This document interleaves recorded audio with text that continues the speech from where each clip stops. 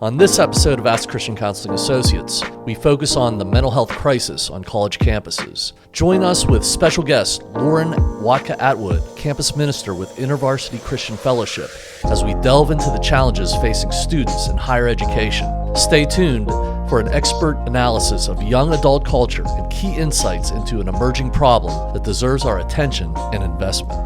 Welcome to Ask Christian Counseling Associates. I'm your host, Dr. Rich Hoffman, and today, special guest with me, Lauren Watka Atwood, campus staff minister with InterVarsity Christian Fellowship. Mm-hmm. Welcome, Lauren. Thanks for being with us today. Oh, I'm really delighted to be with you today. Fantastic. We're going to talk about the mental health crisis on college campuses. And this has been a hot topic. People have been looking at statistics, and I think it's generally been said that since the pandemic, there is a literal crisis with people's mental health.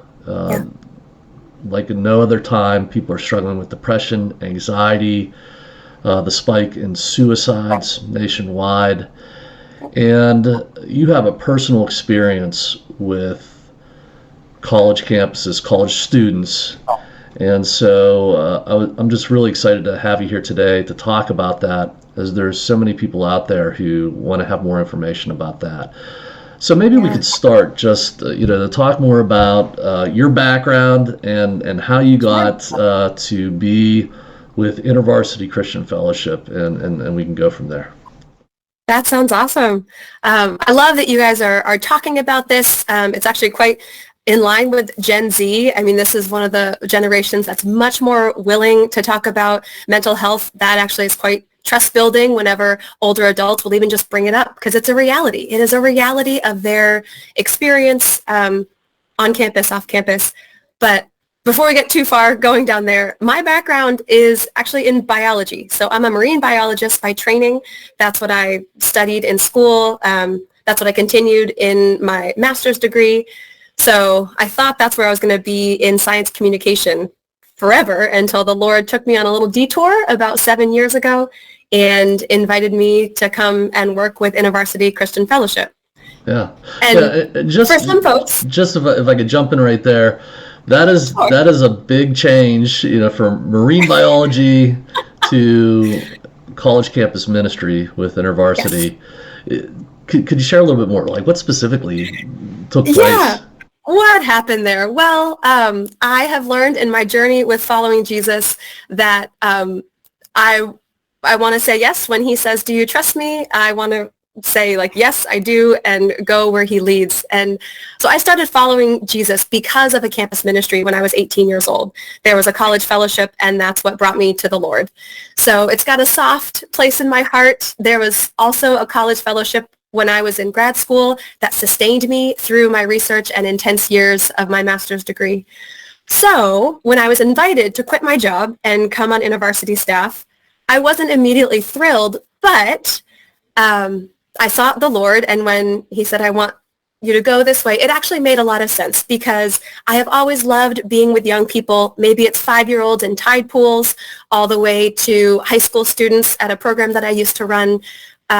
I love curiosity. I love discovering things with folks, and college ministry is highly relational. So I get to meet new people all the time, and it's full of discovery. College students are at this wonderful stage of life where they're deciding, who am I? Who am I going to be? What am I going to do? What are the core values that are going to drive the rest of my life? And so I get to be in some of that discovery space, curiosity space, and really come alongside a lot of these young people as they figure that out. It's my favorite. Awesome. Yeah. So you're really loving the campus ministry and the opportunity that you've had now for 7 years. Yeah. And yep. Okay. I jumped in a couple of years before COVID. So just as I was starting to figure out, I think, what am I supposed to be doing? What does this look like? COVID hit and really, as we all know, reoriented kind of all the ways that we were doing life, and ministry included. Yeah, I'm interested in how that was for you, as we had people in our family in college at that time. My background, I teach at Methodist University in Liberia, West Africa. And so we have a hybrid program there where we do seminars, intensive seminars on site in Africa. Just came back from that a couple weeks ago, but then we teach online also. But before that, I was 10 years at the University of Pittsburgh. I was also adjunct faculty at Duquesne University, and we had a cooperative with St. Vincent. And before that, at what was it, the community college when I was coming up and getting my doctorate. So it's very personal for me, you know. Also, I just have a lot of background in this, but everybody was locked down on campus. You had students who were graduating, and there was they didn't walk in the graduation. It was no like ceremony, there was no video. ritual. And on campus people who were told to stay in their dorm rooms at all costs, and quarantine, mask wearing, that was enforced with fines. And with fines. Oh, wow. I don't know if that happened up here, at least the schools I was on in New England, but wow, that's... Yeah, at some point it was, and these were, there was differences all over the place, but I'm not, I can't come up with the exact fine that it was, but you would get reported, and then you would find out that you were getting a fine. It was somehow levied to you as a student. So a lot of pressure, and a subtext of, if you don't do this, you're going to die. Right. I mean, if there had been no increase or growing mental health awareness, even before COVID, if we had gone from a state of zero, of course there was going to be some increase with just the amount of fear and uncertainty that was everywhere. But we already had epidemic levels of loneliness going into COVID, and then it's just increased from there. Right. So you come into this work during that time. Mm-hmm. That's very interesting. So yeah. Tell me what that was like for you. How did you personally get through that, and what were the things that really stood out to you? Yeah, one of the things that I love so much about campus ministry work is, at the end of the day, I long for every student to know the Lord, hear his voice, find healing and freedom in Jesus.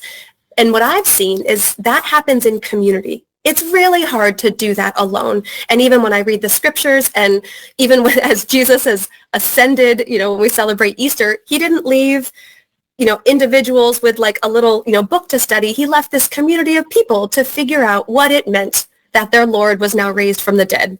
What is this new kingdom? What is this new reality we're living in?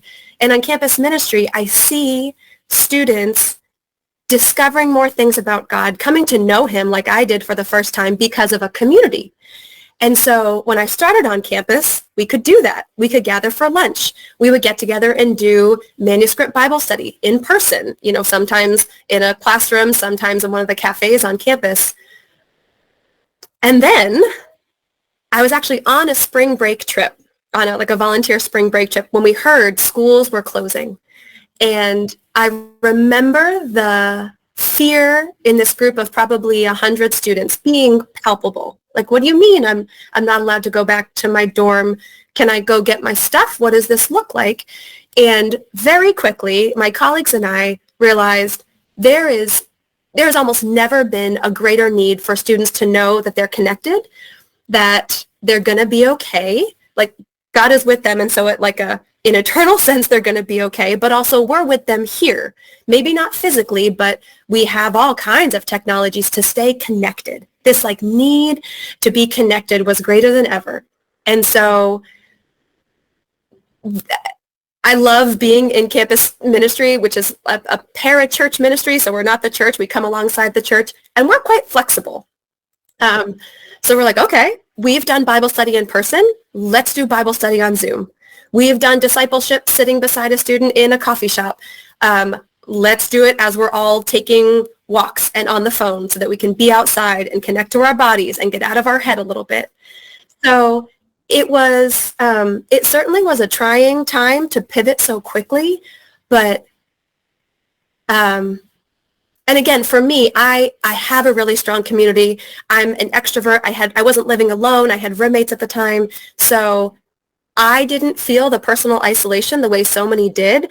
And so for me, it was like, time to innovate. God, where's the creativity? Like, what are the new ideas? What can we try? Because there was such a need to stay connected. At the end of the day, that was my goal. And let me jump into this. I have this article here, and it's from NBC News. It says, social media is driving teen mental health crisis, Surgeon General warns. Now, this is, from a year or so ago. Surgeon General Vivek Murthy, a long proponent of mental health awareness, has issued a warning that social media use is a main contributor to depression, anxiety, and other problems in the nation's teenagers. Now, I would extrapolate that out to young adults. Oh, yeah. And then to adults. And to adults. That was one of the themes is wow, we can get this. We can pivot onto online, and relationships will connect. And maybe some people would say, like, social media, we're talking about Facebook and things like that, which I think is one of the main focuses in this article. Okay. But also social media is interactions through phones, online, and one of the things that we experienced during that time was we maybe had 5% online sessions at that point. Oh, right. And then we were told everything must be locked down, and we were mainly in Pennsylvania, but in all of our zones we were deemed life essential, and so we were able to have on-site, but it was restricted, and there was a lot of things that we had to do, and it all stoked fear. But this online component, to this day now, sometimes, I mean, it's 30%, 40%. Yeah. For a time it was over 60%. And you had the rise of things like BetterHelp and Talkspace, saying that this is the future. I was seeing my therapist online for probably a year and a half before we started meeting back in person. So yeah. Yeah, and we to this day have people who said, I want online only, and that's where they want to stay. So I think there's an important distinction between social media and digital interactions. And I've been thinking a lot about this also with the church. I'm actively involved in a local church in Rhode Island. And I have some thoughts. They're not necessarily research, but for me, there's something different than posting on, let's go through the different generations. If it's like Messenger Kids or TikTok and Snapchat or Instagram and then Facebook, that's going through the ages. I think the social media of choice. And there's something about posting on one of those platforms into a void, getting, hearts or likes, or maybe a little flame emoji, where you're showing a tiny little snippet without much context, devoid of relationship. It's not usually that vulnerable because it's outside of a relationship. There's something about social media that I've come to think of as manna in the desert. It's just enough, but it's not meant to sustain forever. It is a gift, I think, that we can use in small, limited ways that keep us superficially connected. But we need those deeper interactions where we actually have vulnerable connections and relationships with folks that are scarier, because vulnerability is always scary. But I think a phone call which might be sort of digital, or even like a Zoom call with a friend, particularly during COVID when we couldn't be physically together, still allowed some of those deeper relationships being known in a way that we feel a sense of belonging and connection. That for me is the way of Jesus, right? The way of Jesus requires vulnerability, requires these authentic connections requires invitation for somebody to really know me and my story and my gifts and my struggles. And for a while, those had to be, well, in some ways, they had to be more digital. As things have opened up, I have seen a reticence, a hesitation for students to opt in to in-person interactions because it takes more time. Like you said, folks who want to just do therapy on Zoom, I can save the drive there. I can save the awkwardness of sitting in the waiting room if you're not ready yet. I can stay in my PJs. I can be more comfortable. Yeah, that's the way it's marketed. Exactly. Yeah, exactly. And I guess there's some gift to that sometimes, but so I've seen a hesitation for students to show up in person, whether it's an event on campus, a Bible study, a leadership team and maybe meeting. That's one of the big things that I would want your opinion on. Because like never before have I seen the advent of online education and asynchronous.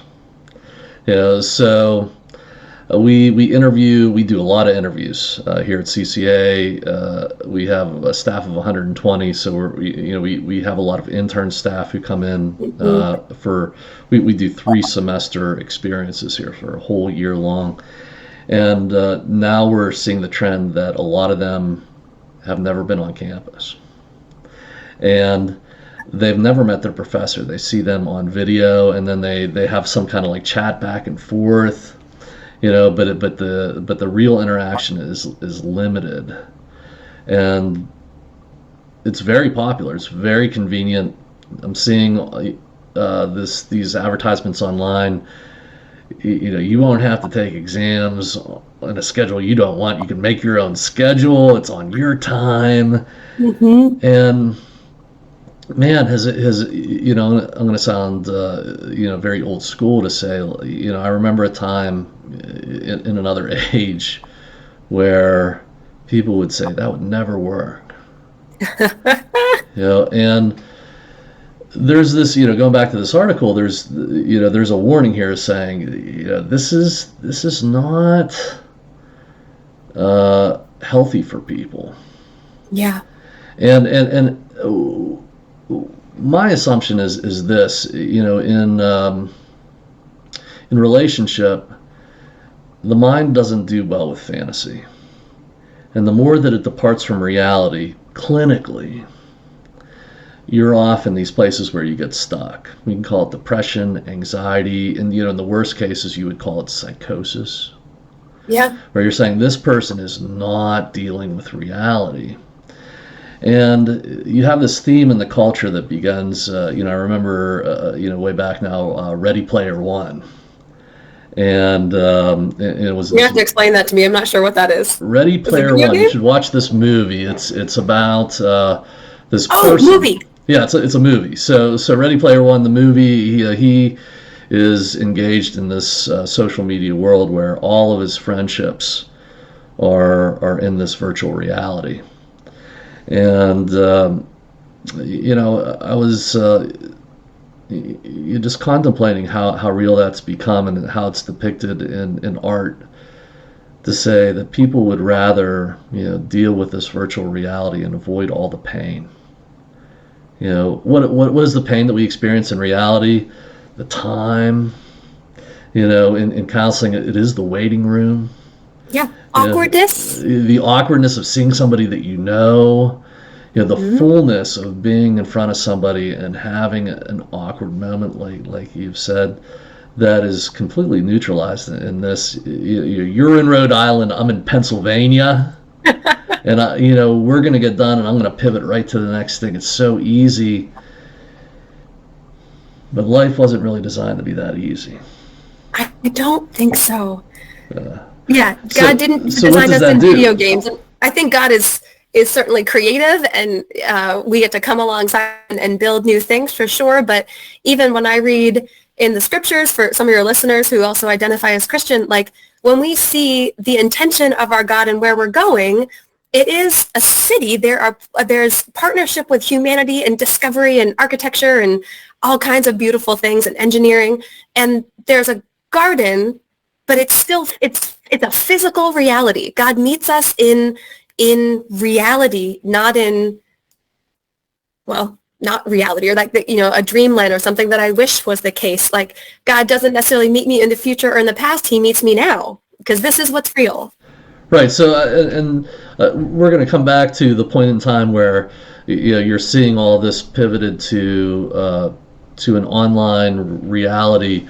But oftentimes when people will really have tension about us saying, because part of our counseling program here is if you start in online, we want to get you into the office.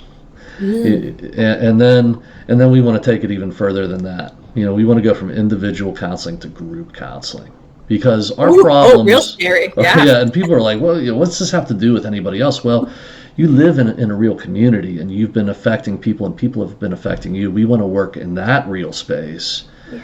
And then and then there's a step beyond that. I'll talk about later, but within that, we say to people when they push back, can you imagine me saying to you, you're going to be married to somebody, but we're only going to allow you to meet online?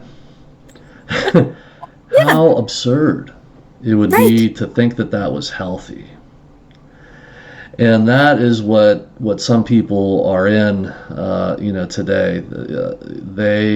They want to stay in this boat, and some of it's anxiety.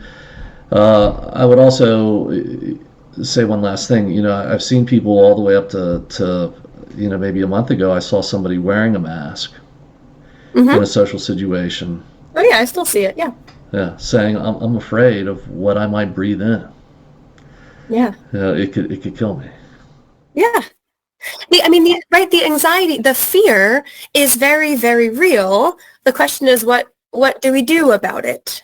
How are we coming alongside folks who are viscerally experiencing that fear and working through to a place where life can still go on? Yeah. So maybe for our audience and for me, like, thanks for talking through that, because that takes us to there was a lot of anxiety there, and you're coming into the college campus at that point. That's how you came into all this.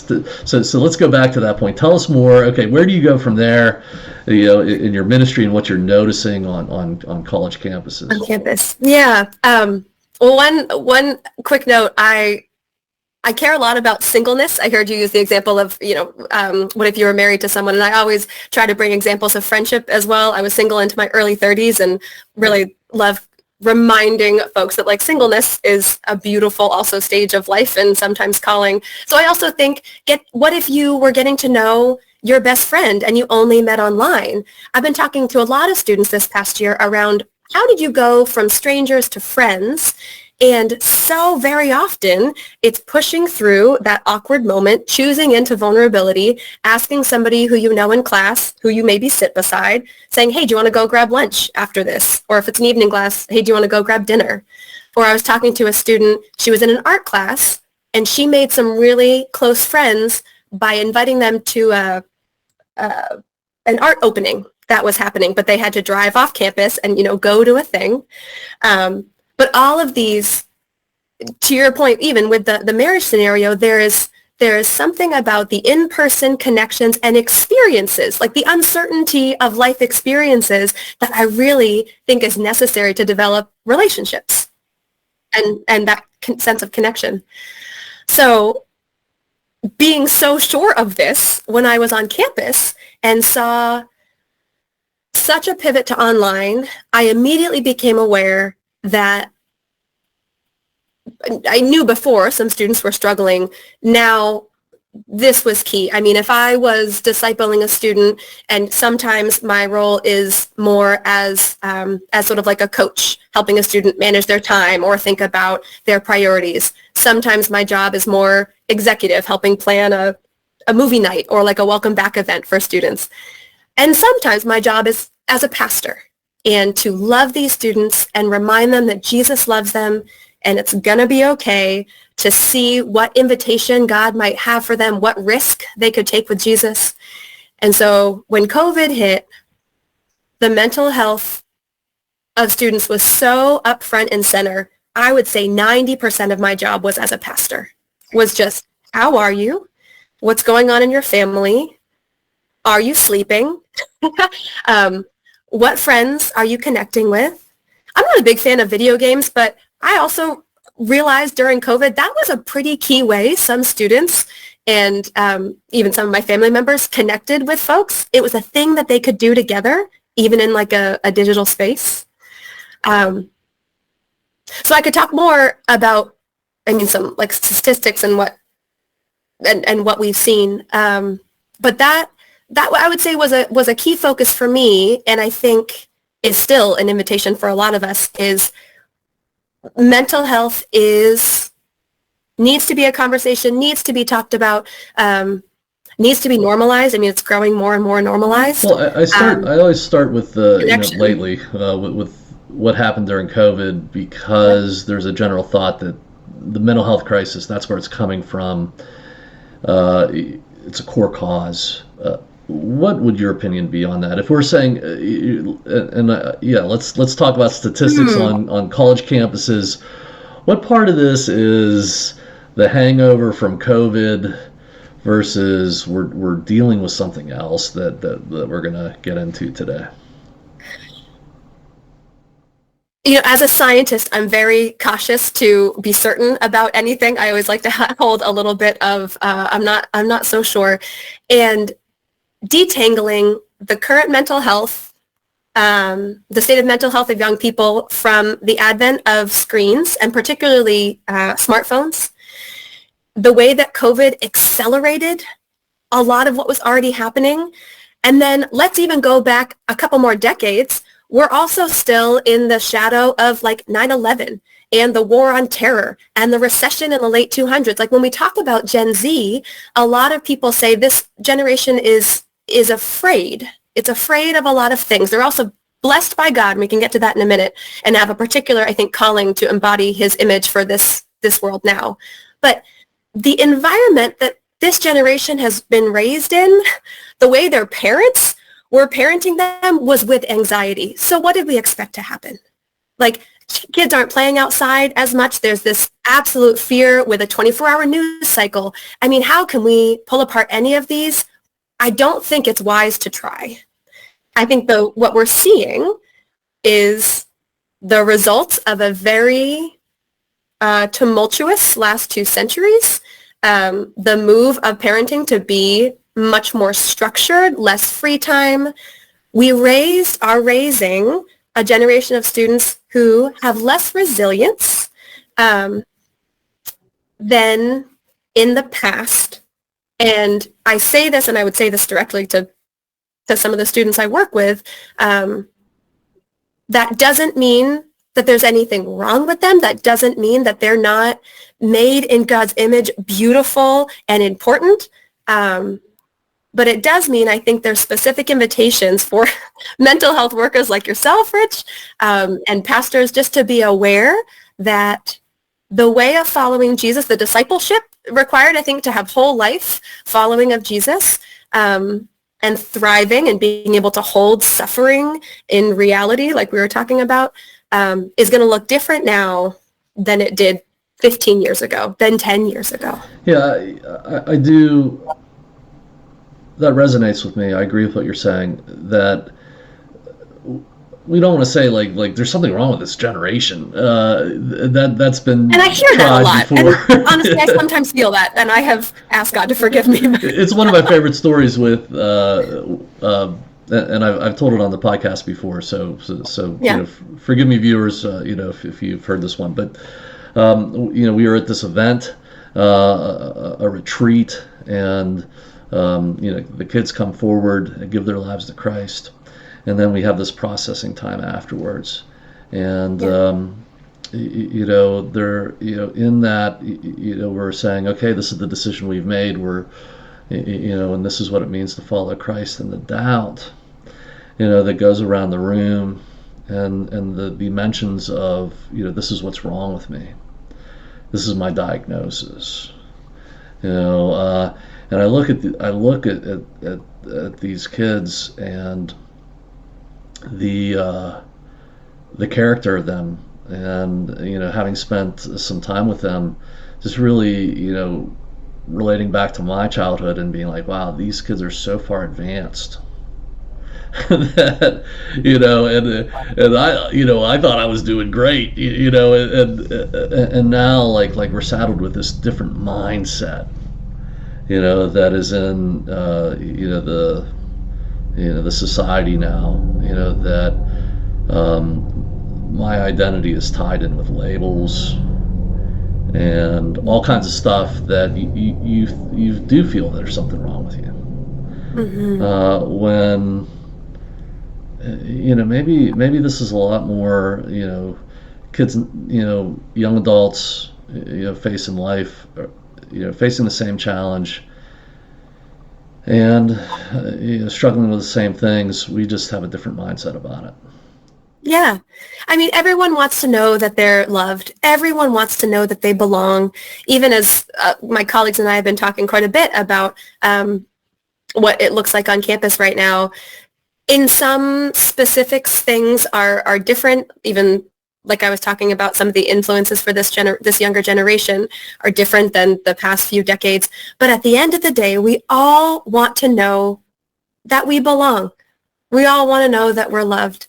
And what I think is so incredible about this particular young generation is they have an acute sense of everyone being at the table. They, I think, have an ability to embody God's heart for everyone. They want to make sure everyone is included in the community, in the group, in the dinner, in the kingdom.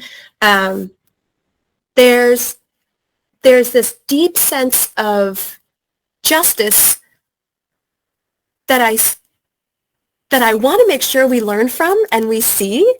In the past, I think a lot of this is a reaction to this generation having seen the church exclude this group or that group or this group, and they're looking around like, why? Wait, that doesn't sit with me. That doesn't feel right. When God talks about going after the lost, when he talks about in Revelation that every tribe and every tongue and every nation will worship before the Lord, they're like, well, then this friend should be welcome here. Then this other person should be here. And I've wondered if some of the anxiety comes from the tension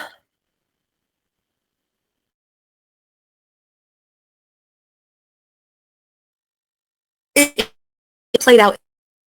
Oh, did you lose me for a second? I wonder if I'm on a college campus right now, so I lost you for just a second. I lost you attention. The tension that they feel with. Well, I think some of their church communities is they're not seeing that same kind of grace and understanding and inclusion. They're trying to figure out what that looks like. If they have an identity rooted in Christ, then they are loved and seen by the Father and the Son and the Holy Spirit. And they're also seeing some of these messages, well, but this person's not included. I think, I wonder if that's part of what this generation is wrestling with. Well, and that definitely the environment in college campuses, if we could talk more specifically, of so they see groups excluded in the church. I wouldn't want to make an assumption right away. Tell me how that gets pulled apart. Where is young adults conscious of exceptions in church? Yeah, I mean, at least in New England. So I've been up here in New England for the past, I guess, 15 years. My whole time in campus ministry has been in New England. And the question of the day is who am I? And how do we answer that question? So who am I? Is it a God-given identity? Is it something that the Spirit testifies, and Scripture tells us, and the Spirit testifies to, of like, I am made in God's image in this particular way, or is who am I something that I get to choose? I mean, if the discussion around human sexuality and gender, there's so many other voices that are coming to the table of who am I? And what I see is the opportunity that I see, I would say, with young people is if we could remind them, college students in particular, if we could remind them, teach them, they want to learn from experts. That's another thing about this generation that I love. They want to learn from experts. They want to know that the information that they're learning is secure. It's like the person who knows what they're talking about. And so if we can step in as these mentors and remind them of like, you don't actually have to figure all this out on your own. Who are you has already been given. Like, you are an image bearer of the Lord. At the end of the day, we are made to be in relationship with him and one another. Other things are secondary, but who am I is not something every one of us has to figure out on our own. Yeah, so that is, hey, you get into the gender issue, or it seems like we would have to mention at this point the LGBTQ plus community, things like that. Transgender, yeah. Yeah, and so so how do you deal with that? Because that was one thing. So I taught psychology at the University of Pittsburgh for 10 years. I taught the same course, and in the intro psych, gender was one of the chapters. Mm-hmm. And it just, that 10 years, I saw that chapter remade 10 times until, it said, you were born, biologically this, but maybe this isn't who you are. Mm-hmm. And so I know this is a personal question, but where do you fall on that as a pastor, and what do you base that on? Yeah. So I appreciate that you said, like, as a pastor, kind of what do I do? Because there's a theological answer. If I was writing a paper, there is like a sort of church relationship answer. What does it mean? What do these questions mean in the church? And then there's a pastoral response. So when I meet a new student, this is maybe the second or third time that I've met her on campus, and she mentions that she has a girlfriend. She's new to the fellowship. I have no idea her background or faith background. And she mentioned she has a girlfriend. I almost knew in that moment it was a test. It was like, am I actually welcome in this space if I'm a lesbian? And that wasn't the moment to have a theological conversation about human sexuality and attraction. She actually didn't stick around for long enough for me to develop a trust with her that I approached that conversation. But it certainly wasn't, I wasn't going to say anything as we're on the quad, and this is the second or third time I've met her. So often with students, because I have a pastoral hat, and I mean, knowing how tied gender and sexuality is to mental health. I mean, I can't ignore the statistics of the number of students who identify as trans who commit suicide. I mean, if we cannot ignore that, especially as pastors, we cannot ignore that. And what are your thoughts? That is a hot statistic. Why is there this elevation in the LGBTQ community of suicide? And that has to be a big concern on university campuses, and there has to be strategy attached to it, and that must reach InterVarsity Christian. But however, you see people answering that question, like what are your thoughts about that?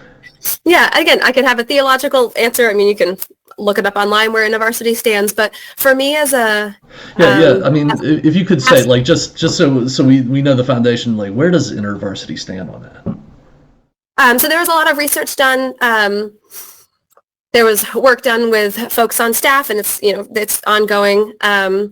the way that I put it is we have an Orthodox view of human sexuality, and so as we go through the scriptures and as we look at church tradition, ultimately marriage is between a man and a woman, and the way that God has made our bodies, there's a reality in that we that we're invited to live by. That certainly includes the experience of what it is to be in our bodies or to have the attraction that we do. We need to kind of figure that out together. But as far as the convictions of the scriptures, when one of the students I've worked with shared that she was bisexual, this is a student I'd known for quite a long time. I asked if she was open to having a conversation about sexuality and looking at the scriptures together of what that looks like, and she said yes. So the way different campus ministers approach that, I know, is very, very different. Again, discerning what's the pastoral moment, and is a student open to learning, to looking at the scriptures, to praying, kind of bringing this part of their life and their experience to God along with all others. Yeah. So standing on that foundation, I would assume that you see the uncertainty in very foundational things that people used to be able to stand on, like I am a boy, I'm a man, or I'm a girl, I'm a woman. I know that either I need to stay single or I'm going to get married to somebody of the opposite sex. Mm-hmm. Those are my choices, and those foundations. A lot of people don't have those now. Yeah. Well, I mean, to your point your question a minute ago, why do we see such a spike in suicidality or other mental health diagnoses in the LGBTQ and trans community? From some of the stuff I've read and I've tried to read and I've tried to continue to be curious. I mean, I identify as a cisgender heterosexual woman, and so I recognize somebody else's, I don't understand what it's like to be in a male body, right? I've never been in a male body. But when I think about the specific mental health stats that we read in the LGBTQ community, I wonder how tied it is actually to a sense of belonging and to a sense of in the church, at least in the American church, that's the one that I know, predominantly like the evangelical church. I've seen, I mean, there's a general rhetoric. There's a reason why the student who was a lesbian came up to me and she was sort of feeling me out. How is she going to react if I say I'm a lesbian? There has not been an overwhelming sense of welcome. Not approval of behavior, but like welcome in the community, like welcome in the church to the LGBTQ community. And I wonder if that has precipitated some of this mental health crisis. The reason I say that is, as a single person, I have observed a different standard in the church for celibacy for heterosexual singles and celibacy for homosexual singles. Like, if the church actually enforced the same standards for all singles, if we actually had a place in the church, if the church was slightly more like family, I don't know if there would be such a reaction to an Orthodox view of human sexuality. Well, this is interesting, and I would have like a slightly different view. Although the thing that resonates with me is being single in the church is past 20 something is very isolating. That everybody there is married or they're not there. And in some churches, where they want to be married. Yeah, you're and maybe some churches you can't relate to what I'm saying, but I think that that's the context that predominates is married people or used to be married or that context, and so I could see that as not being easy if you are, and I've heard it talked about. what I, really see, and this is this is a very controversial topic to begin with, but Oh, very something that hard. we Yeah. would need to talk about the reality of. And there's two things that I would lecture on, to the church, to whoever. And these are ideas that are based in experience and clinical research. They're not practice points, but that would be first, that in the United States especially, we've rejected God's design for family, and that has started with marriage. So once and that's the foundation. Without a male and a female coming together in a sexual union, and God's design, that happens within marriage, you can't go anywhere from there. It's extinction. As a biologist, I can explain to you how There's that no, works. asexual reproduction or anything like that. That is, one of the primary modes of, the family. And then, from there, it's our identity, within that family, and then it stretches out. So, because we have a devaluing of the permanency of marriage, it's very difficult for people to feel welcome. And what I mean by that is, what you need to do to stay in a marriage once you're in that. And all you married people out there, hopefully you'll understand. There are wonderful things. It's the time of your life. It's the center of your life. But there are terrible things that happen in marriage. Mm-hmm. Things that it forces you to look past. Things that need forgiven. Flexibility that you did not initially have. And autonomy that you give away. Yes. That's just and that happens also as you have children. And even, for those who cannot have children, the context of people that you will take on, through that foundation, and what it stretches you to do. If you can do it, it's transformative, and you tolerate a lot of things. And what that does to you in that transformation, in your ability to trust, to forgive, to tolerate.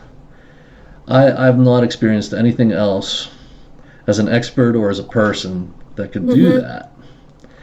And I think that there's a lot of people, who really have trouble engaging that now, because they're told by the society that you don't have to. You just start over again. Low theology of suffering. Yeah. Something gets tough, just start over again. We'll go through the first 5 years or 10 years of that, and we'll experience that part. But the things that happen in year 20, in year 30,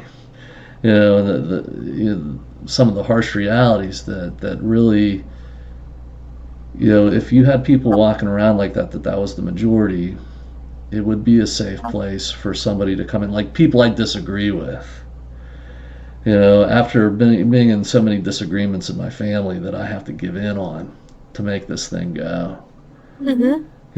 That you find out, like, in those kind of families, anybody can be a part of it. So I often say, like, we do these life groups in the church, and it's a familiar term, but we say to people, you don't have to be a Christian to be here.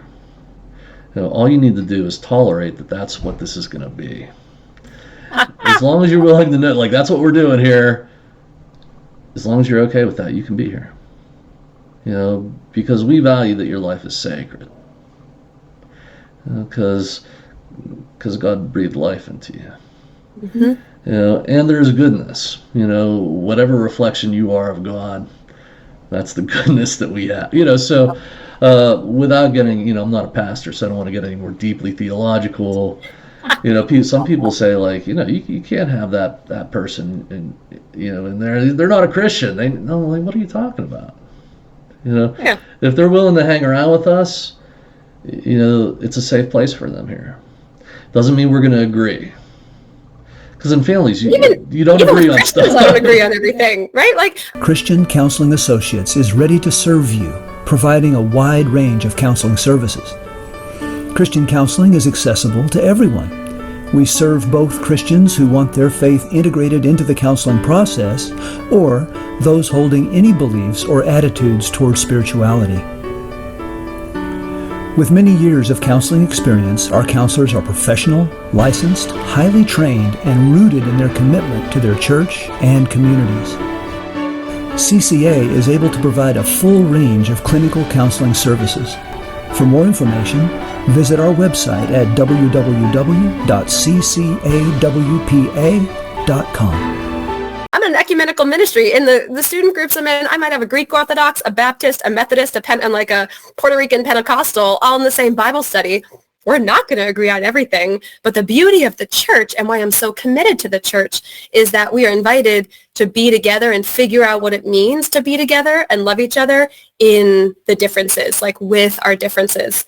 And to your point around, there is something absolutely unique about a family unit. I mean, like you said, we procreate with a male and a female for sure. And I'm also going to say one other thing, that I was single up until my early 30s, and I have had reconciling conversations with friends. I've had to live with 9 roommates over the course of 5 years, I think.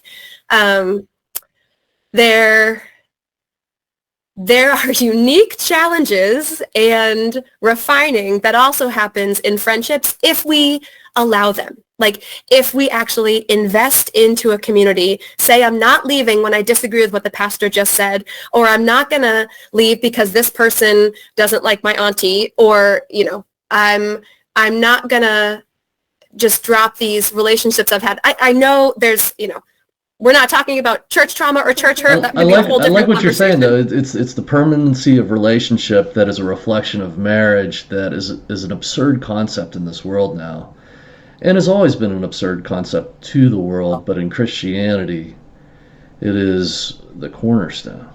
It is. And I think there's also an invitation to friendships that go through the fire and come out on the other Absolutely. side. So friendships, And I love that what you're raising, and I would say, getting back to do I belong, there's always going to be the orphan and the widow. And there's these people like psychological orphans and widows who, like, I have nothing to belong to. And that's a long way around, I guess, is my theory on, how that squares, is that, because of the breakdown in marriage in the church. And I would specifically say how we've abandoned the teaching on marriage, divorce, and the possibility of remarriage, which is a strict concept. And we teach that here because we're marriage counselors. Oh, right. Okay. Yeah, this will be your expertise then, not mine. And so we know the theology of that, but I'll have pastors and certainly married folks be like, that's crazy. But I'm just telling you, as I've learned it, and it is what it is. The church really has a tough time with it now. When you take it 2 generations back, and I just bring up one, I have no reason to be proud of my family, as far as we're just as imperfect as other people. But my grandparents, who we didn't have many conversations around faith. They got married when they were 18, stayed married until the end of their lives, and everybody they knew did the same thing. And that was just how you did it. Yeah. It's certainly, like, if we interview the people on college campuses today and say, like, how do you do this? You now have a smorgasbord of avenues before you. That we would say, we have no right to judge the effectiveness one way or the other. You choose. And I think that that is the abandonment of family, and in that there's a lot of loneliness. Whether you're single or you're married, the landscape is chaotic. There's a lot of loneliness, and again, I feel like this so much mental health is connected to having a sense of connection and belonging, and this loneliness and isolation, like you said, like how do we parse these apart? We really can't. And I'll throw one other kind of idea in our little like fruit punch that we've got going on here is something that has been really striking to me over the last couple of years. I've been married for 3 years, and I have a different theology of suffering than I did when I was single, and not. I say this cautiously. I realize that I haven't endured, really hard things. I won't go into my whole life story, but I wasn't really forced to grapple with what does it mean to suffer, to go through really challenging things, to trust Jesus in the midst of pain, not necessarily isolation, but grief over this life that I used to have, and frustration over the limits that I currently have, both as a wife and I'm a stepmom now. And I've had to grapple with Jesus of what do I do when everything feels bad? Nothing's actually wrong, I don't think. There was nothing hard about my family system. My stepkids are fabulous human beings. I love spending time with them. My husband is so understanding and gives me more grace than I give myself. But moving from a state of singleness and also having lived in a city, now I live about 30 minutes outside of that city. Most of my core friendships were disrupted because I had built so much of my community around where I lived. Half of my week is not dictated by me anymore because that's when we have our kids. And I have had to wrestle with Jesus of, are you still good when things feel really bad? And I know that he is, like at the end of the day, and this is why I wrestled with it. I was like, God, I know that you still are. I know that you are faithful from generation to generation. I know that you are with me. You do not forsake me. But how do I find joy in these current circumstances? Like, Paul, what do you mean? And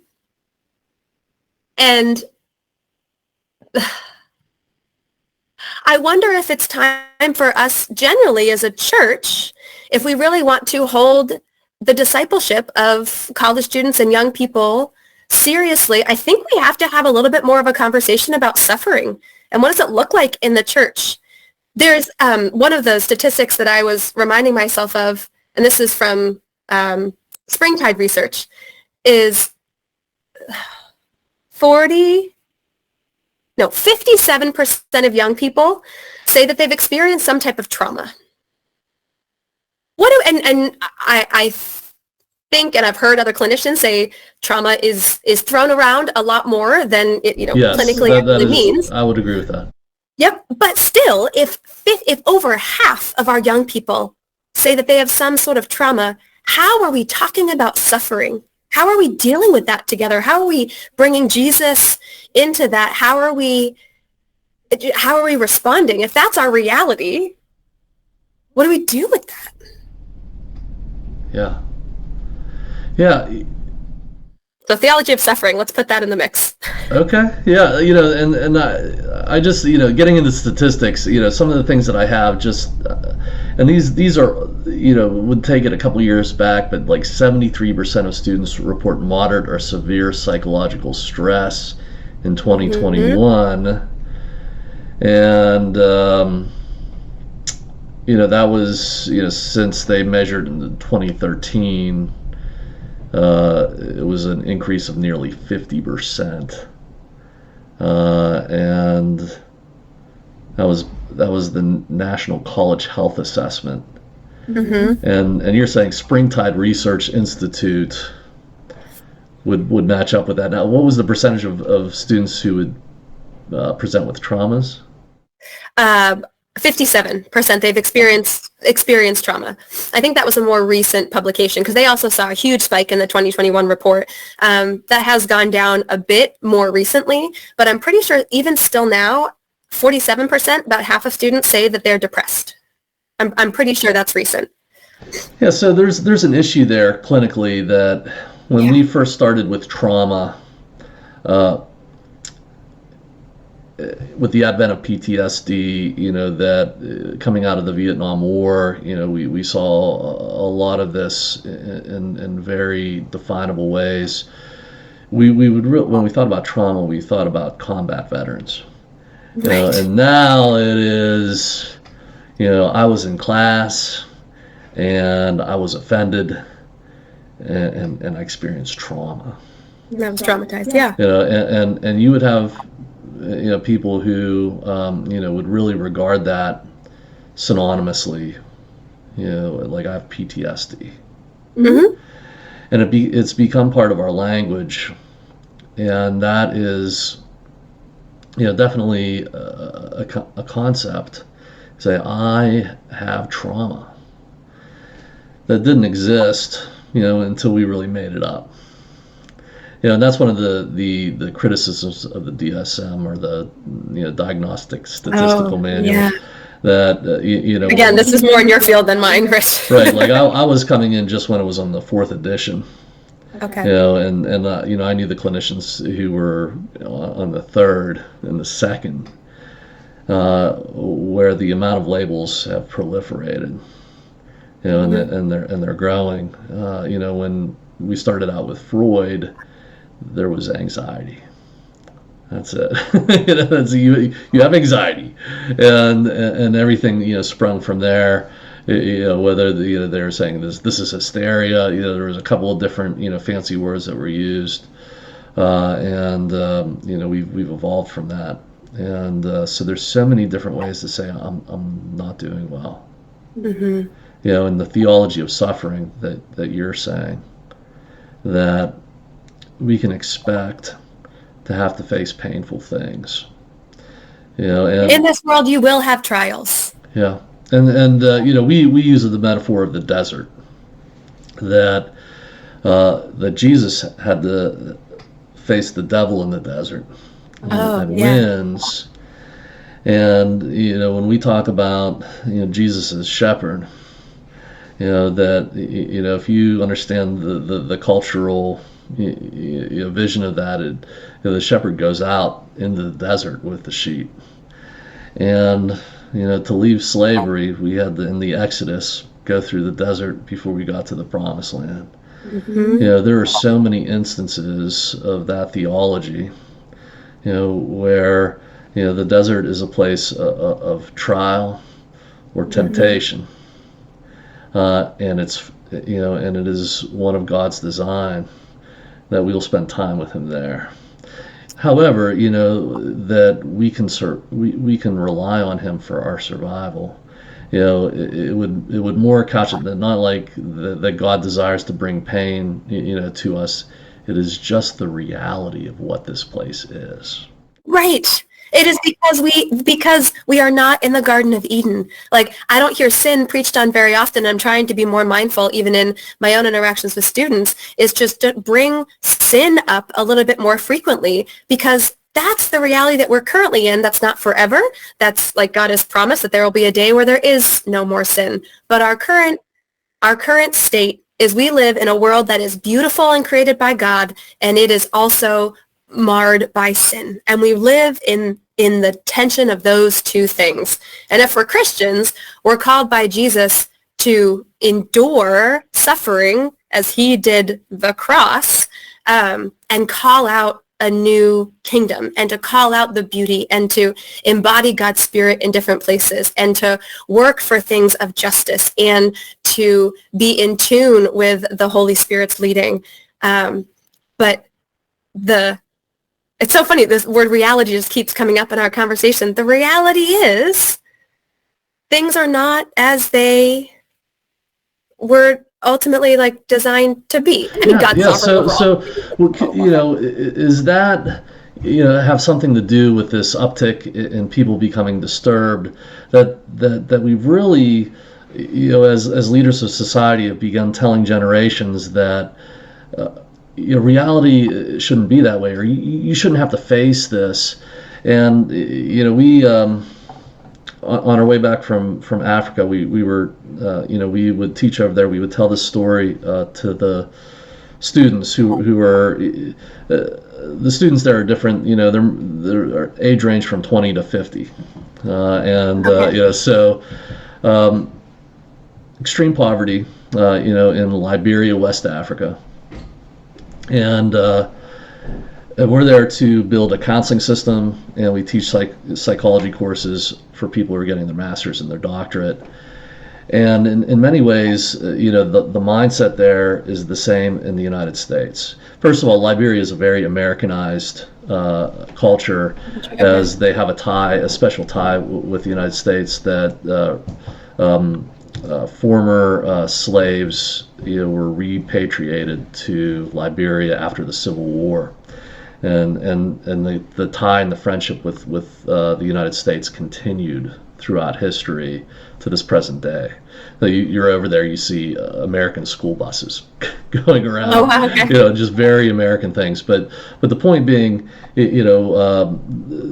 suffering there, and they're asking the question, how should we face this? And we tell the story of the Johnstown flood. Johnstown, Pennsylvania is it's about an hour and a half outside of Pittsburgh to the east, and there was a dam that broke, and it flowed into this valley and completely wiped out a large city.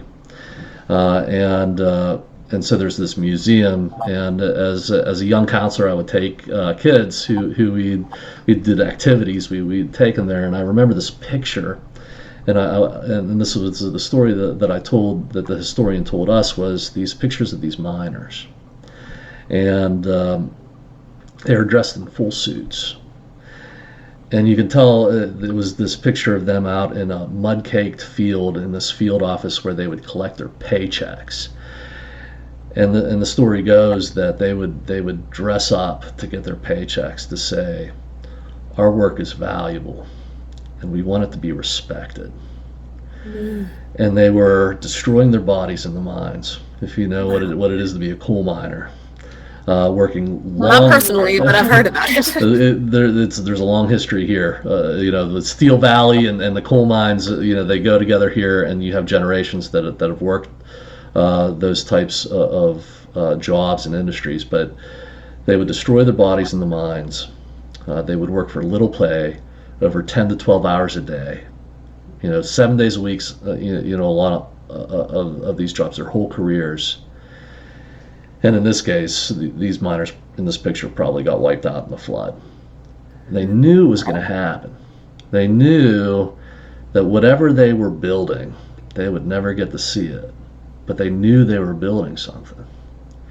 And that's what they're saying, that's valuable. Like, look at what we will do. And they knew that was life. Like, you gave your life to your family and the community before you asked for what was for yourself.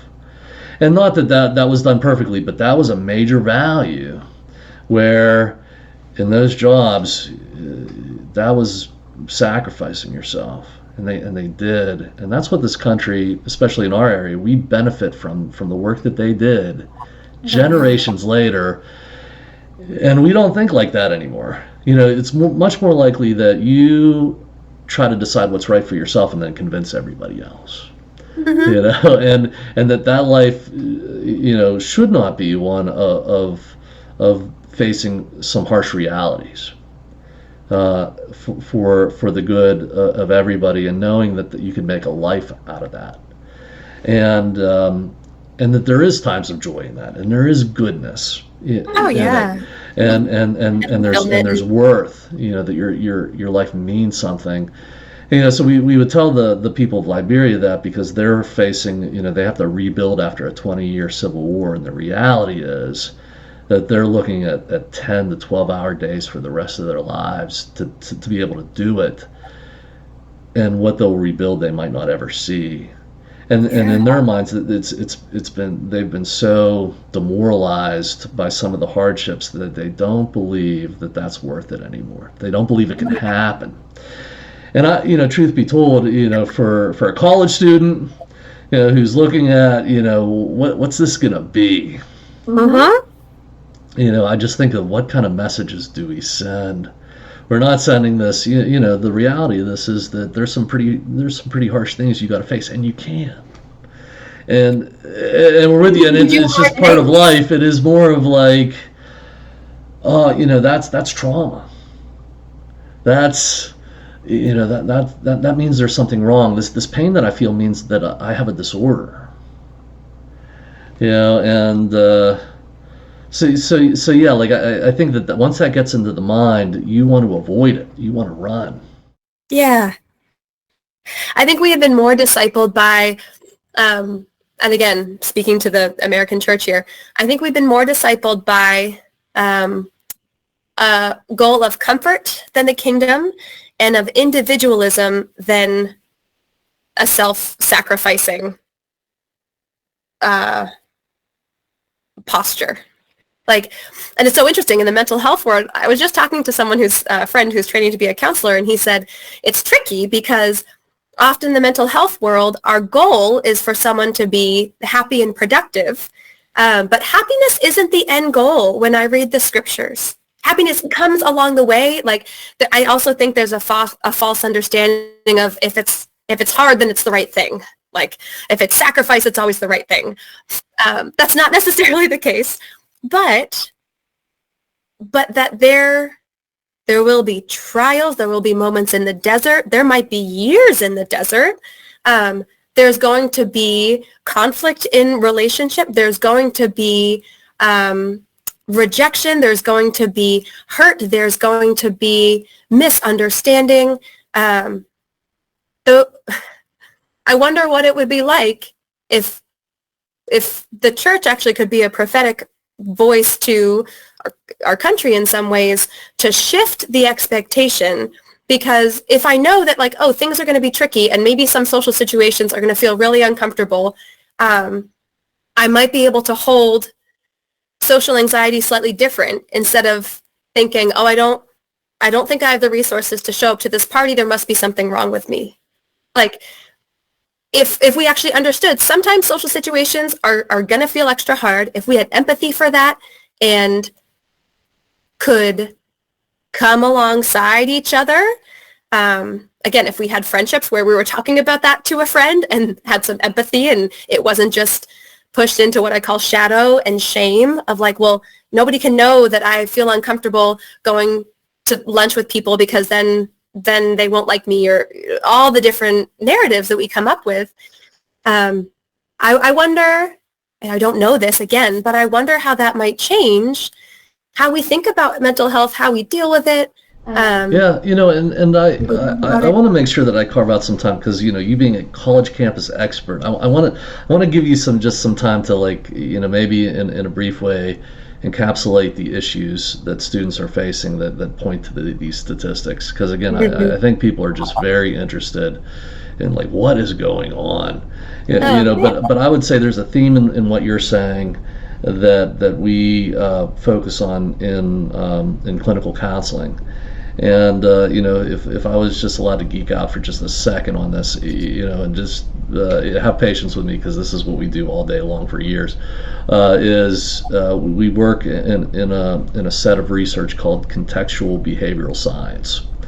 And so there's this approach that's based off of that called acceptance and commitment therapy. Now the secular part of it is not something that we completely endorse, but we believe that it can be adapted and be consistent with a traditional Christian worldview, and so our clients will get that approach here. And the approach is basically put together a lot of credible research that says the chief impetus for people to really experience a lot of emotional dysfunction is avoidance. That they get something happens, and then they start to get into this pattern of avoiding feelings, thoughts, and ultimately all of what they're about. And as that happens, they become more and more detached from reality, and they become severely disordered along a spectrum. And it goes along with some some old school things that we used to hear about that would I would never say clinically to anybody who I'm working with, but my parents used to say, you can't run from your problems. If you're scared of that, you need to face it. You don't want to go to that party, you need to go. And but the clinical research on this is a little bit more complicated. It sort of maps out that once we get into this kind of cycle, and we don't have support for really dealing with something, we start to live in the future, which is oriented to anxiety, or the past, which is oriented to depression. We tend to conceptualize ourselves with labels instead of really understanding that thoughts and feelings are very surface level things that happen in us, but we're more deeply at the heart. We have a purpose, and so there's these important things that transcend feeling. So I might feel bad about today, but I know that my life still has value. And then from that becomes goal-directed behavior. So I still have a direction, even though there's a lot of noise in my mind. Mm-hmm. And naturally, what happens when I have that direction, those things get put to the side. They don't go away. So truth be told, everybody deals with depression. Everybody deals with anxiety. Everybody has trauma. When we become unhinged from who we truly are. So we're not a label. We're not who our sexuality is, like you're saying. We're not our status and whether we're married or single. There are deeper things. Christianity points to that. Yeah. And ultimately, as a Christian, I would say, who God made us to be, the purpose that He gave us, the direction that we can have from that, gives us a clear way to face our problems. And realities change. From thinking I should feel no pain, and I've been told that in the emergency room, you have the right to feel no pain. I don't know if you've ever heard that. That's an old one. They stopped saying that. I haven't. Oh, wow. But they used to have the smiley face to the sad face, and you'd have to rate your pain. And then for a while they stopped that when they figured out that these painkillers were becoming an epidemic. Addictive. And then they started actually putting the primary care physicians, they were sending them to jail for a while for prescribing. But it all started with, we don't want you to feel any pain. I don't know in what medical circle that started out with, but that was mid-90s. And I see the goodness in that. I see the initial intent that has since gone astray. Yeah. So this contextual behavioral science piece where we have to really let things go through our mind, feelings, thoughts, and not grab onto them, not ride along with them, not become fused to them, but understand that we're more than that, and to be in touch with something deeper spiritually, and let that guide our life is what even the secular science is saying that we have to do in clinical counseling to get somebody in their right mind. And everything that you're talking about is consistent with that. So I really appreciate your viewpoints.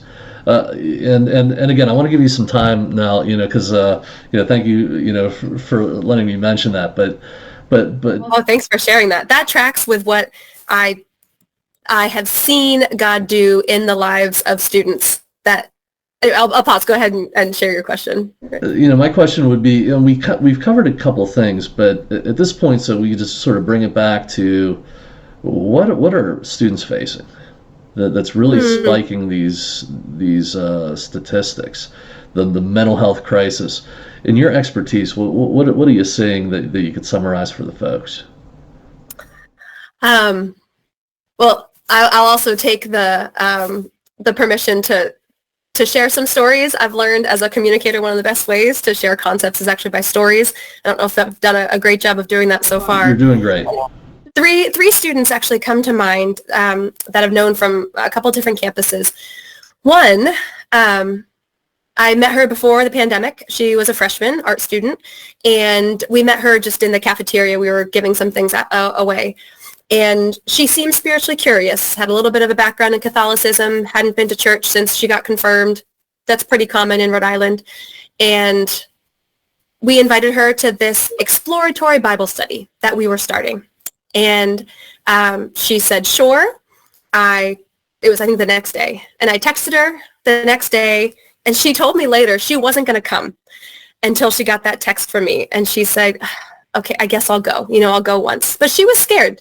She didn't know us.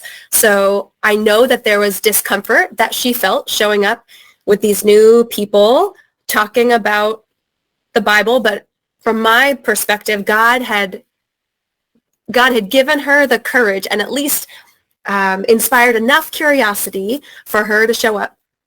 So she sat with us for 5 weeks and looked at the scriptures with us, looked at the person of Jesus. We had these exploratory Bible studies are so fun for me because students come from all different backgrounds. And I know that if I was to follow a worldview of stay comfortable and happy, she wasn't happy. She was quite depressed as a freshman, feeling very lonely. Had actually come out of a period of suicidality. I didn't know all of this until much later. But she came to this Bible study even though she was uncomfortable, even though it was quite a stretch. I would say she, maybe not fearful, but uncomfortable for sure. And God encountered her on then COVID hit. And so everything went online. And so we had some of these gatherings online, and she kept coming. And it was actually a Maundy Thursday, and she heard the story of Jesus washing the disciples' feet. She actually heard the story of the cross and resurrection for the very first time, and she felt God telling to her personally, I know the hardship you've been through. I know the suffering that you've gone through. And when you started to turn the corner, when you realized life was worth living, that was me. Like, that was me bringing you back to life, essentially. And she decided to follow Jesus, and she's a Christian to this day. She would not have found that new life in Jesus. She would not have known his constant presence and comfort through COVID had she not stepped into that discomfort multiple times of coming to a group that she didn't know and showing up in person again and again and again. It was much easier while she was at home to be playing her video games and numbing the pain that she felt. So if you want to know some real things going on college campus, those are two big ones. Like, marijuana is especially since now it's legalized, it is a numbing tool. So there's a lot of people who are using legal drugs now. Exactly. And I mean, let's just throw in, I'll talk about social media with another student, but for this student in particular, marijuana was a big numbing. I don't want to feel pain. I don't want to feel this loneliness. So let me just escape. She is now sensing, she's now out of school, she is sensing God's invitation for her to actually trust him with that addiction, with the pain that she feels whenever she's not smoking. So that's a reality happening on college campus. Another student I knew, and he was the mayor of the school. He walked into the cafeteria and the dining hall. Everybody knew this student. I mean, good vibes everywhere. Like, he just, hey, gregarious, just a fun person to be around. He also had a really strong party life because he thought that that's what it meant. Like, that was acceptance. That's what he was supposed to do at school. And he had a profound encounter with God where God essentially said, the things that you're doing will lead to death. And I think it was actually quite literal for him. There was some other health stuff coming up for him. And not just the wages of sin are death, but like the choices you are making are not leading to life.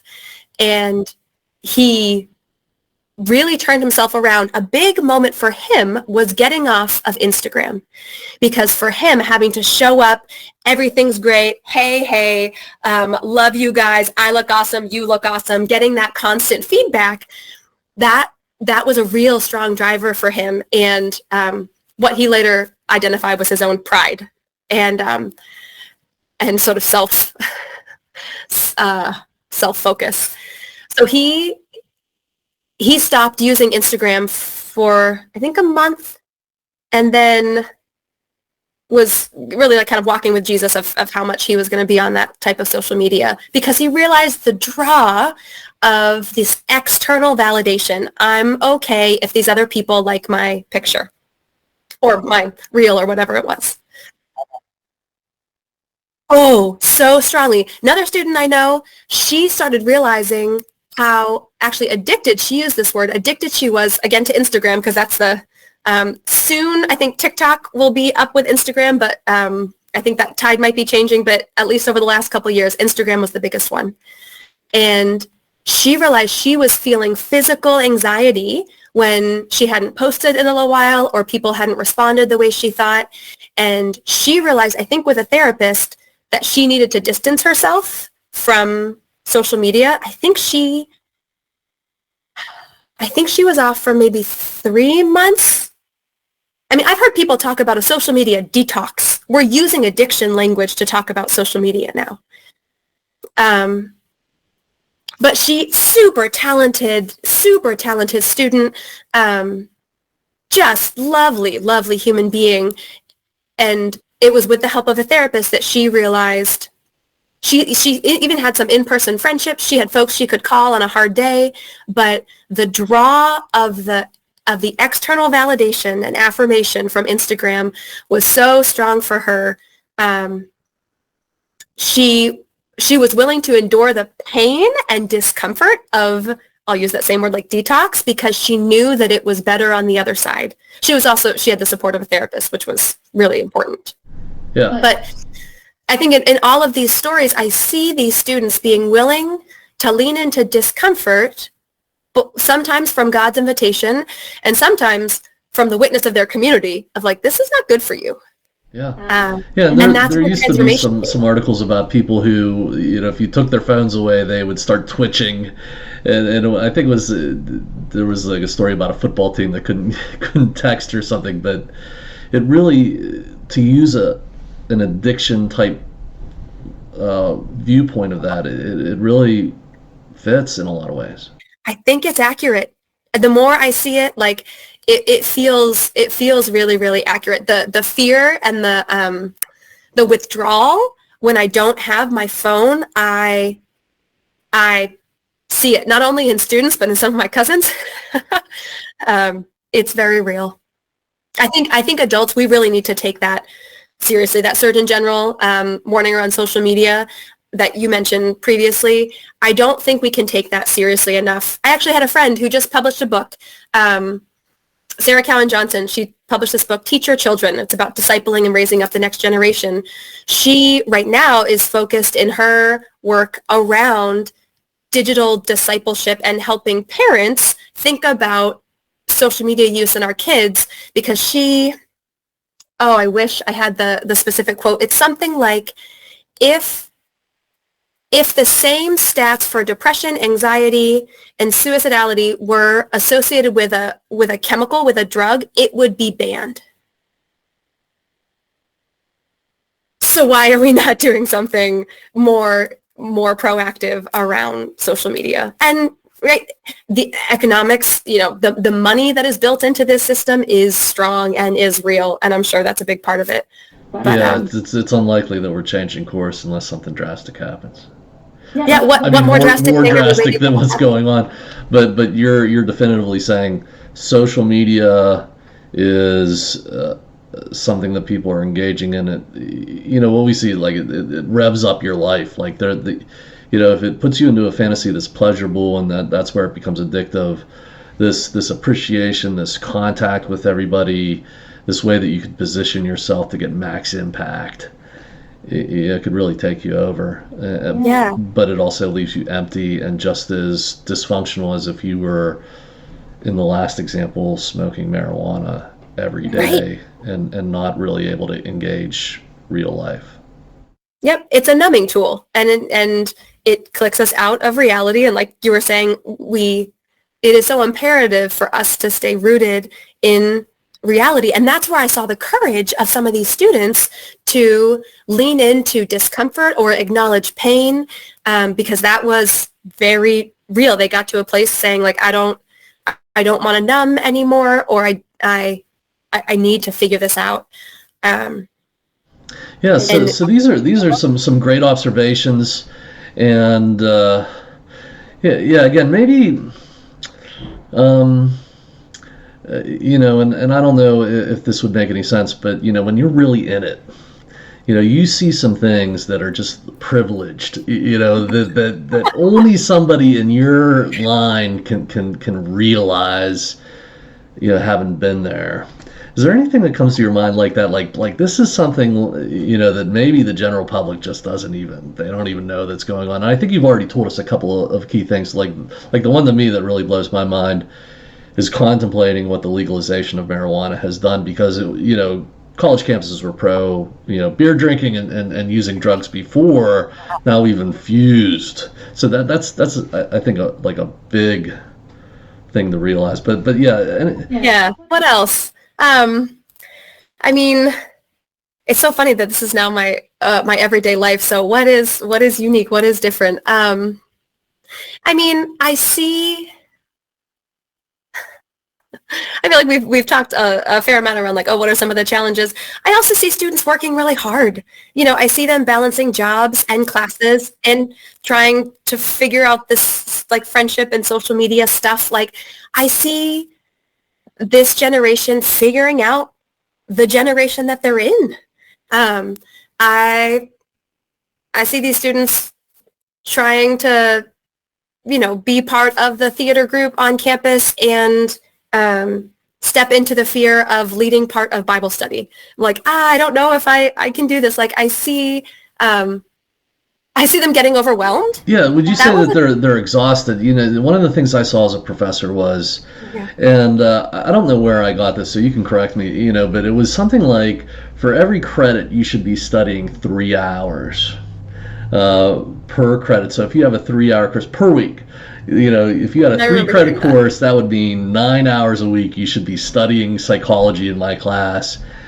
And it becomes, if you have a full caseload, that's your full-time job. But I started surveying students, and I realized that most of my students were working full-time jobs and going to school full-time, which would mean that under that model, they were looking at 80 hours per week. Yeah. And the truth be told, some of my students, just saw like they didn't have any time to study. And they're just completely overwhelmed all the time, failing tests that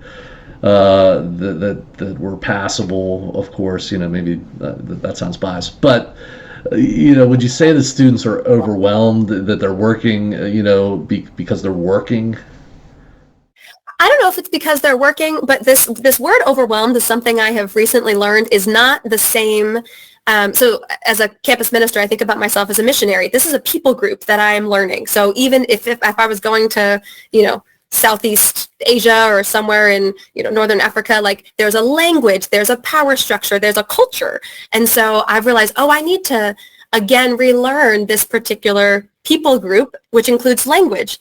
Overwhelmed is a word that I hear more often, but it means something different than what I thought it used to mean. If I was in school, I'm like, I'm overwhelmed, I have a couple tests this week and, 3 lab reports. That meant I was stressed, but I was holding it all together. I just had a lot of work. Overwhelmed these days, I have learned means I actually am I'm either overcommitted or I have too many things. I actually am shutting down. I cannot continue to fulfill the responsibilities that I have. I get canceled on a lot. And often it's because students are overwhelmed.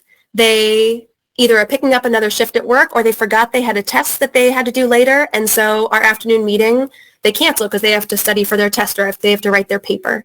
So I see, I think I mentioned before, a difference in resiliency with this particular generation. I don't necessarily know if it's their multiple jobs or roles that they have. students are still involved in extracurriculars. They're still involved in jobs. They still have classes, especially the commuter schools I work on. They have their connections at home. They might drive their nephew to daycare or something like that. I don't think that's changed. I think our internal resilience and ability to deal with that stress has changed over the last couple of years. This is where I hand it over to you, Rich. I don't know what to do about that, but I've seen that difference. Yeah, we help people with that a lot to reorder their lives, and get their minds in a new order, and that's definitely possible. That if you're falling apart, you, as a college student, you should go see a counselor. That would be one of my recommendations, of course. And our bias, see a Christian counselor that's going to tie you to a community of counselors, and that'll be the church, and belong to that. We see so many people disconnected or have canceled church. But let me bring this back to you, Lauren, for just one more piece here, and that if you were to give some recommendations to students who are facing the challenge, and then we would end it out for the supports of the students, the parents, the family, recommendations to them. What would be your expert advice? Oh, well, of course, this was how we're going to wrap up. For students, I really these days, I like to give students different levels of challenge. And so sometimes we call it like, how spicy do you want to go? So I would say first level of challenge, if you're a college student, make a friend. Like, do maybe a hard thing of, actually, that's going to be level 2. Level 1 is join something. Just show up. You don't actually have to talk to anybody. You don't have to sign up for leadership. You don't have to speak, but show up at something and go again. So find a thing that you like to do, but get involved in a community on campus. If there's a faith community, go there. They'll probably be awkward, but they love you in the best way that they can. Second level of spicy, I would say, is make a new friend, and that's going to require a step of vulnerability, and usually and what I mean by that is the possibility of rejection. So invite somebody to grab lunch. Invite somebody, if you're an athlete, invite somebody to hang out and study before practice. Or if you're an art student, go to a local gallery. Everybody eats, so invite somebody to a meal.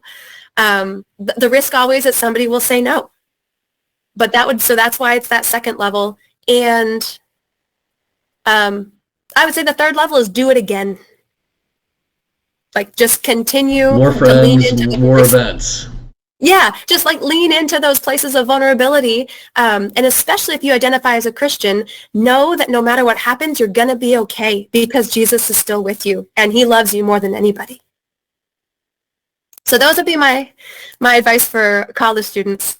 And for the supports for the parents, counselors, faith leaders, teachers, mentors, I am constantly surprised at how meaningful it is when I just reach out to a student. Honestly, they text. This is the main way that you're going to communicate with them. So you don't necessarily have to be on Snapchat. You don't necessarily have to be on Instagram. They text. They may not get back to you for 5 days, especially if they're overwhelmed. Don't take it personally. But I have been surprised over and over of how meaningful it is when I just check in on a student.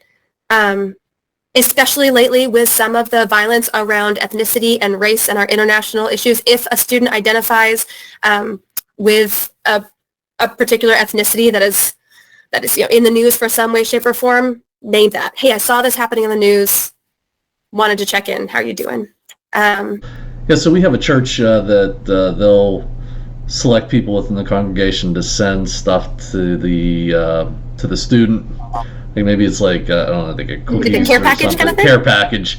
That's effective. That really is a nice thing for the student. Absolutely. Somebody is thinking of me. Somebody actually cares about me.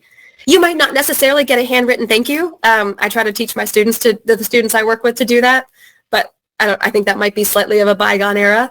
But again, this is a generalization. I'm sure some students might disregard it, but it is meaningful. And especially those cross-generational, like this, college students are looking for mentors. They're looking for people to show them the way, to show them what to do, to disciple them. The number of students who I know who are like, I've never been discipled before. It doesn't have to be fancy. Just take them out to coffee and ask how they're doing. How is their soul? I'm sure you could like Google Christian mentoring questions to ask. Actually, ChatGPT can also come up with some good ones. Okay. A friend of mine did this a bit ago, and it was very funny. But it doesn't have to be fancy. You don't have to do it great. But there is something about the ministry of presence and just being with students and not being afraid if they're going through a hard time, not having to fix it, but really being able to listen and say, that sounds hard, or wow, that sounds exciting, and just reflect what's going on in their life. Oh, that is so powerful. Okay, so taking on a mentoring role is something that could be powerful and welcomed with the students. And welcomed. Well, this has been great, Lauren. I really appreciate your insights, and I want to just invite the possibility of you coming back sometime. Especially, I know in the future there's going to be events that touch the college campus, in a traumatic or a special way. And I would love for you just to shoot us like an email or text to say, like, I'd really like to talk about this. I think the viewers would really get something and give you a chance to give us this perspective again. It's really been a great time, to hear about this, and it gives us a lot to think about. If I could ask for a final thing, would you say a prayer for our college students out there, and we can end that way? Oh, I would absolutely love to. Thanks for the invitation, Rich, and I would love to pray. Thank you. Oh, good Jesus. Lord, I'm just constantly in awe at the world that you have created, your people that you have created so beautifully, so diversely, so uniquely. And specifically for this generation of college students, God, I pray a blessing of their identity. Would they know that they are so rooted in you, that you can be an anchor amidst, swirling seas, God, that you can be the thing that they cling to and say a lot doesn't make sense. And I don't even know what of Jesus that I've learned is like fully true, because there's so many things that are deconstructing. But God, I pray a blessing of rootedness in you for this generation. God, I pray that college students would hear that you are created beautifully. You have a purpose and a calling in the kingdom. God, would your love once again pour out on college students? Would there be a peace that passes understanding? Oof, in the name of Jesus, would there be peace that passes understanding in college students, both in New England, the Northeast, and across the country? Holy Spirit, pour, peace. That is what I'm praying. That is the blessing that I'm praying over students. Would there be peace and certainty in their minds and their hearts that what you've made is very, very good, that their minds and their bodies are made very, very good, and you delight in them, Jesus. You rejoice over them with singing. And God, I pray for those who have been hurt by the church or feel far from you, God, that they would make their way back to you. They would come and see that you are good, that they would experience your love and your presence afresh and anew. And they would actually teach their friends, this is really what God is like. So, Jesus, we know that you will bring to completion the good thing that you have started, and you have started a good work in this generation, and so we trust you. We trust you with the fruit. And so we love you, Lord. We pray all of this in the name of the Father, and the Son, and the Holy Spirit. Amen. Amen. Amen. Well, Lauren, thank you for being with us. Thank you for all that you've shared. And folks, thanks for watching Ask Christian Counseling Associates. We'll see you next time.